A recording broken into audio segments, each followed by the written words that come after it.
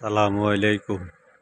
আপনারা যারা ছোট কারখানা করতে চান, 3টা 4টা 5টা মেশিন দিয়া, তারপর যারা আপনারা লোকাল মার্কেটে মাল সেলাই করে বিজনেস করতে চান, তাদের জন্য আজকে একটা গুরুত্বপূর্ণ বিষয় নিয়ে আলাপ করব।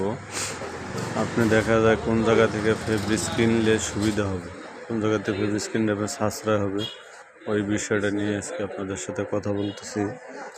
সবচেয়ে কোনাবাড়ি থেকে যদি হাফ ইনটেক ফেব্রিক্স কিনা মাল সিলাইয়া যদি বিজনেস করতে পারেন, সেক্ষেত্রে আপনাদের জন্য সবচেয়ে উত্তম হবে, কারণ এখানে আপনি ফেব্রিক্সের দাম একটু কমই থাকে। হাফ ইনটেক আপনি যেটা নিয়ে বিজনেস করতেছেন ওটা নিয়ে করতে পারবেন। এই জন্য আপনারা কোনাবাড়ি নতুন বাজার আছে, তারপর নওসের মার্কেট আছে।